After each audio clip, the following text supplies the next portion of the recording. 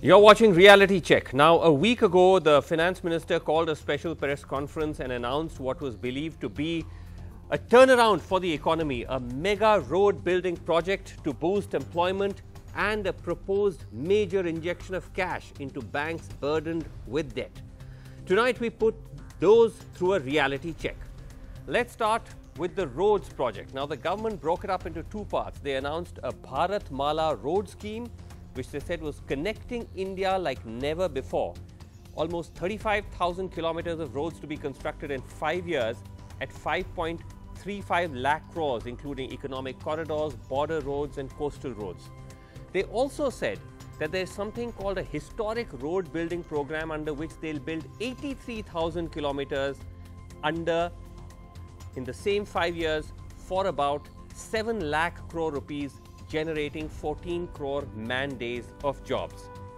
Now, these announcements were given fairly breathless coverage by the media, which played into the narrative of the fact that these are historic announcements made by the government. But are these in fact unprecedented as is claimed? Now, first of all, there is, or at least was, already a national highways building program, also to build highways, corridors and coastal roads. Under that, in 2016-17, the government claimed to have built 8,000 kilometers of road. Under the Bharat Mala scheme, the target actually works out to less, at 7,000 kilometers of road construction a year. So what about then the 83,000 kilometer historic program? That will amount to a higher target of actually 16,000 kilometers a year, which is a very ambitious number. But it's worth remembering that in its best year, last year, which we just showed you, the Roads Ministry could only match up to 8,000 kilometers a year. So is it realistic to say that now you can suddenly do 16,000? Road Ministry officials are confident that they can meet targets. But how will all of this be funded? Now, a bulk of the money of the 7 lakh crores seem to have been set aside for Bharat Mala. So Bharat Mala gets 5.3 lakh crores for building its 36,000 kilometers. But that only leaves 1.6 lakh crores for the balance of almost 50,000 kilometers, raising the question, how can a third of the budget be used for building more than double the amount of roads? The answer may lie buried in the government's official release, which was put out a day after the announcement. Now, this had no reference to this historic 83,000 kilometers to be built. It simply says that in addition to the 5.35 lakh crores for Bharat Mala, there's a requirement of 1.57 crores for ongoing schemes under implementation in the highway sector. And thus, the overall outlay for Bharat Mala and all existing schemes put together is 7 lakh crores over a period of 5 years. So, is this balance of 48,000 kilometers simply existing schemes, that is road upgradation and so on, and not new roads that are to be built? This is an unanswered question. According to officials in the Roads Ministry, though, who spoke to NDTV, they said Bharat Mala is a quantum jump into a new connected India, even though the previous scheme was simply just a jump. This is a quantum jump. Also, it said that the old scheme was a project-driven approach, while Bharat Mala is a corridor approach. Anyway, whatever that means. Moving on, let's now look at part 2 of the economic booster, which is the rupees 2.1 lakh crore in what is being called bank recapitalization. The background is simply this, that Indian banks have a very high level of bad debt, or what they call stressed assets, and that prevents them from lending, and that's contributing to the slowing of the economy. So the government is going to pump in this 2.1 lakh crores to allow banks to lend more. Now, banks already have a lot of excess cash because of demonetization. A report by the RBI analyzed that it's in the range of 2.8 to 4.3 lakh crores of excess cash. So why can't they use that to lend?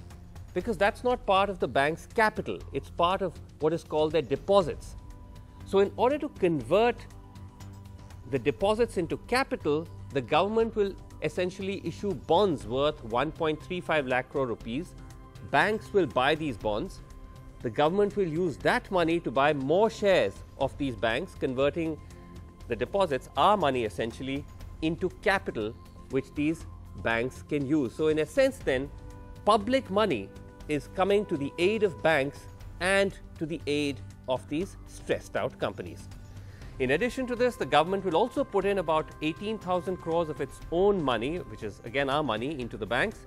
And the banks themselves are expected to raise about 58,000 crores from the market by perhaps selling their shares. Now, while this move has been welcomed by the RBI, the banks and the stock markets, questions are also being raised as to whether this is simply not subsidizing bad corporate debt with public money. Has the government not done enough to crack down on the cronyism between banks, corporates and even political influence that led to this mountain of bad debt? Here's what the evidence suggests. In the past 3 years, gross non-performing assets in banks has risen from about 3.2 lakh crores to 9 lakh crores. That's up 176%.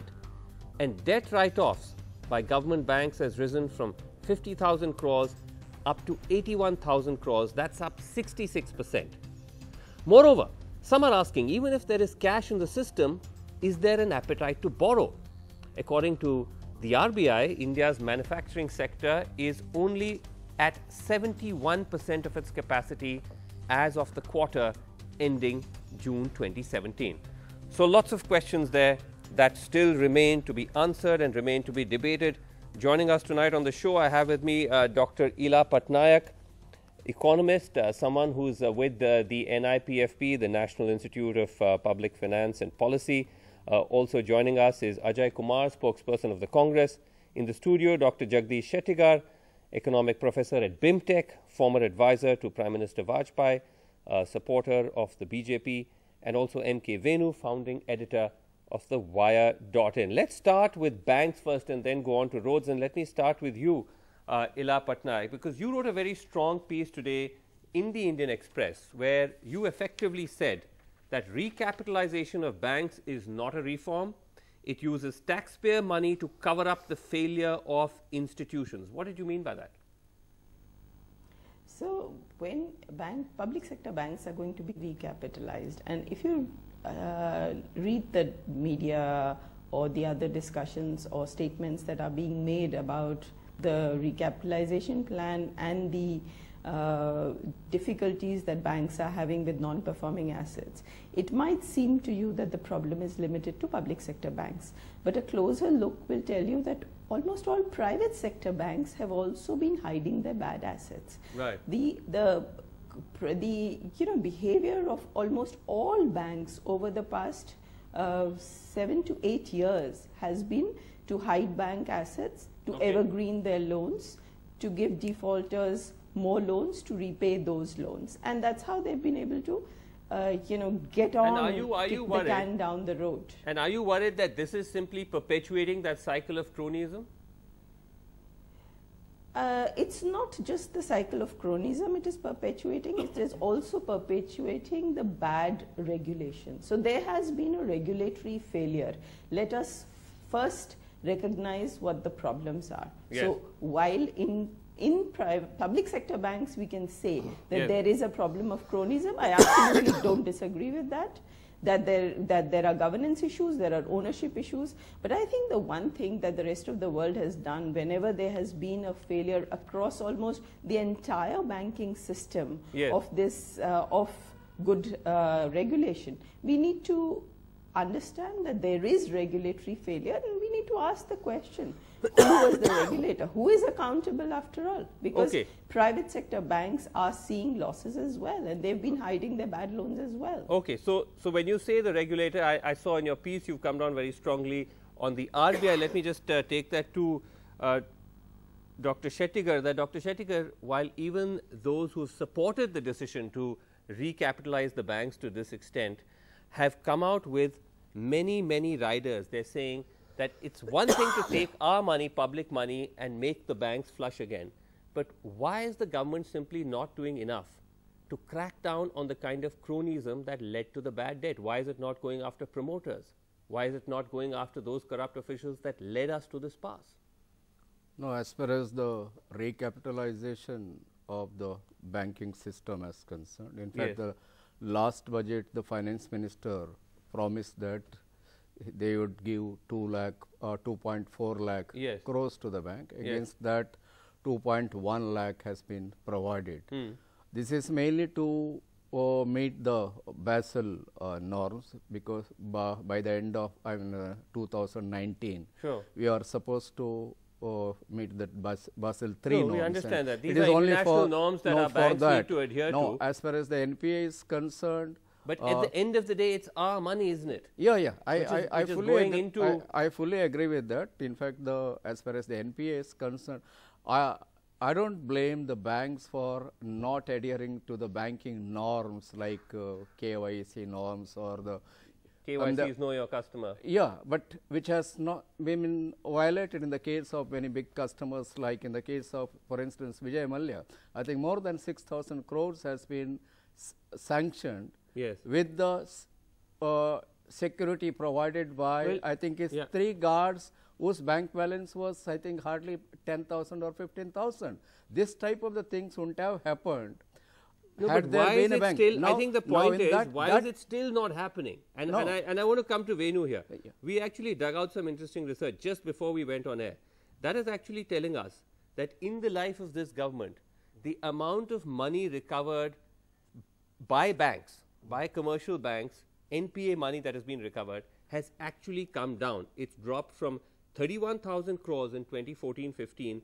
It's dropped 26% to 23,000 crores. So the amount of bad debt that you're recovering is actually coming down, and the amount of write-offs and NPAs, as we saw, is actually going up. Yeah, so where is the political will to back something like recapitalization?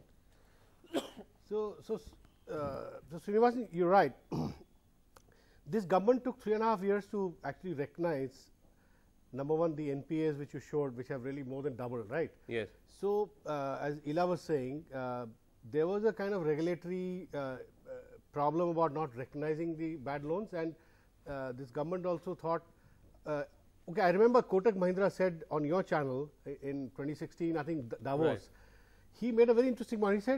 He said this government is merely this government merely believes that a pickup in the economy will solve these problems, right. Which never happened. So all these steel companies, infrastructure companies, many of the power companies, which these people thought would kick off production after they solve the coal other issues, all the promoters have run away. So things have worsened, and they've taken so long to recognize this. In the meanwhile, in the last 2-3 years, public sector bank share prices have collapsed by about 40-45%. This has happened during this term. Right. And Srinivasan, 2 days ago, 2 days ago, there's a promoter, Anil Ambani, declared in a pink paper that he's shutting down his telecom company, which has which owes 40,000 crore to the banks. Yes. Now he said he's shutting down his company within a month, but the banks have not recognized that as NPAs. I don't understand how this has happened. Ila, can I just, because I believe you need to go, you have a issue with time. Can I just get a last word from you before I go to Congress about what you think could have been a better way to try and fix the banks' bad debt problem?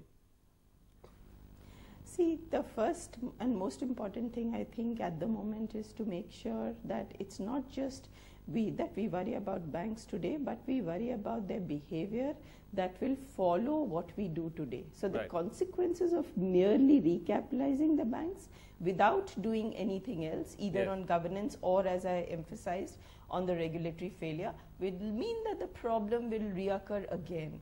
The problem is not going to go away. If we put in money today, the banks will continue to do the same old bad loans and the same old style of functioning. So I think what is important is, even if a couple of very weak banks fail, they should be allowed to fail, because it is important to give out this message that it's not that the government and taxpayer will just keep putting lakhs and crores of money into your bad behavior. Okay, so you're saying, you're saying you have to fix the banking system at a more fundamental level. Let me just go across to Dr. Ajay Kumar, spokesperson Congress. I know that the Congress has come out very strongly saying that this is too little too late, Ajay Kumar, but of course you've heard the BJP's response that it is during your time that this bad debt mountain piled up.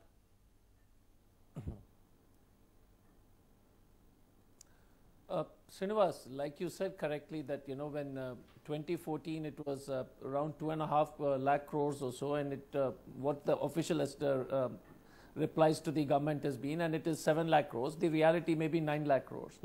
So the question is, you hold me guilty for 2 lakhs fine, but look at this government, you allowed it to reach from 2.5 lakh crores to 9 lakh crores, and that is definitely to prevent the, to protect the crony capitalist. And a very simple example, there were a list of 12 defaulters, 12 major defaulters, which the Supreme Court said why should not it be released, and the government objected to it. So you can have a farmer's loan who defaults on 5,000 rupees loan repayment, yes, put all over the splashed all over the district collector's office, but you cannot release those 12 companies' names who are defaulting on thousands of crores. That's the first aspect. The second issue is, but to the like charge, everybody said, is it an sorry to cut in, but to the charge that it was the cronyism and the malpractice of lending during the UP era that has led us to this pass?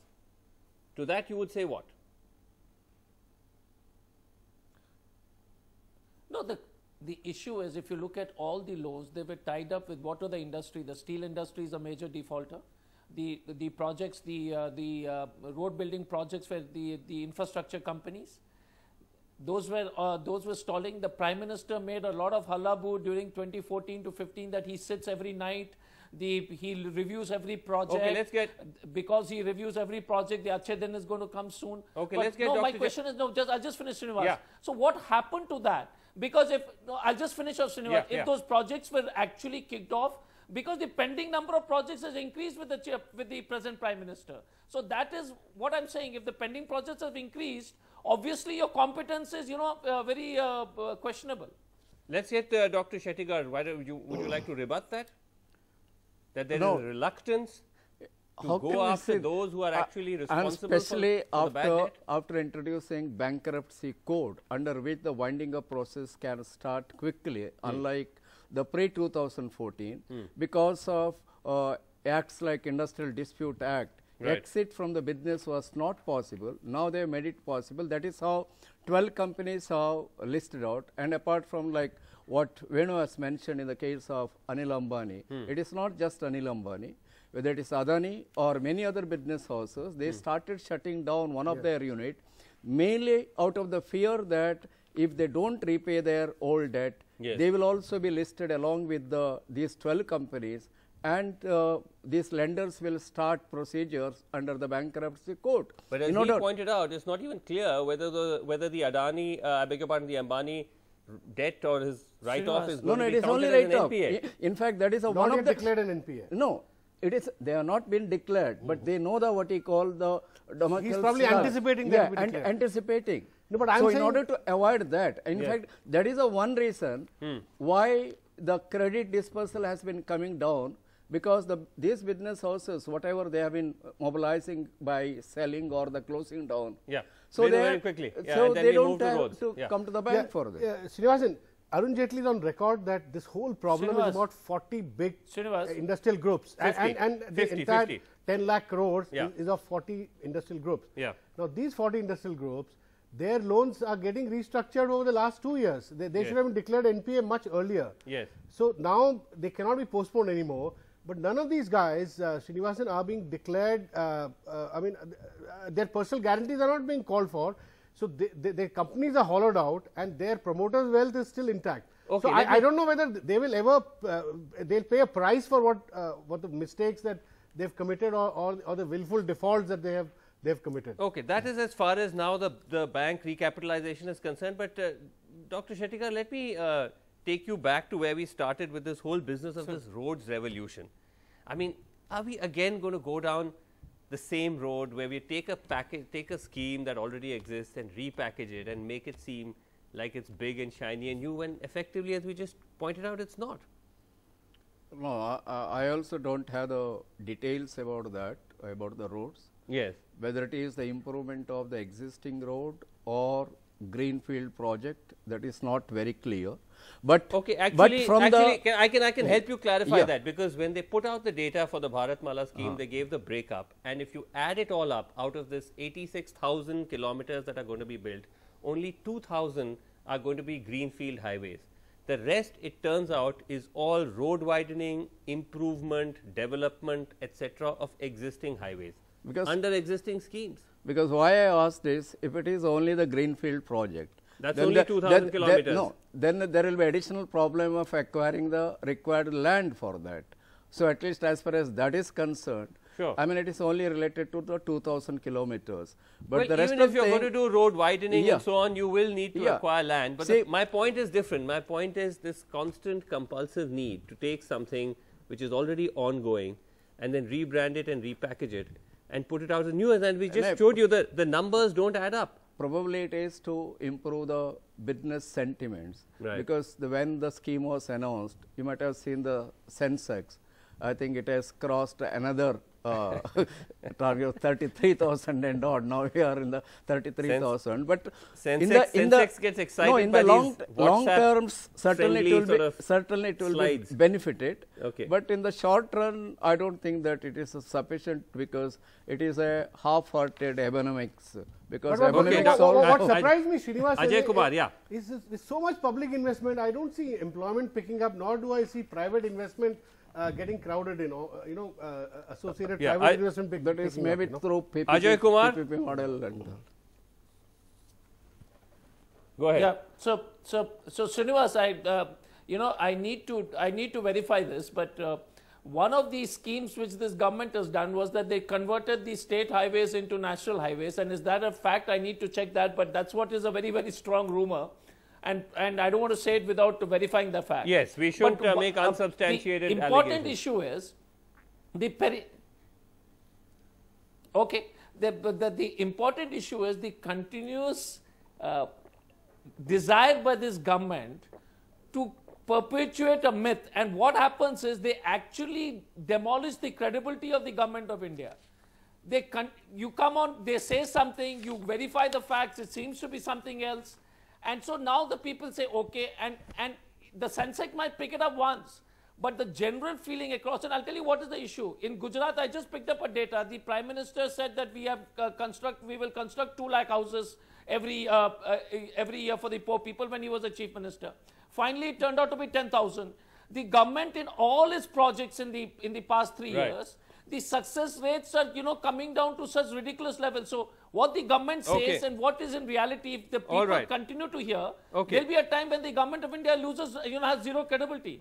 Okay, we'll have to leave it there. At least the only piece of good news was the fact that India has jumped 30 points on the ease of business ranking. So it's easier, presumably, to do business in India. But are there any takers to do business, and whether this stimulus will actually help remains an open question.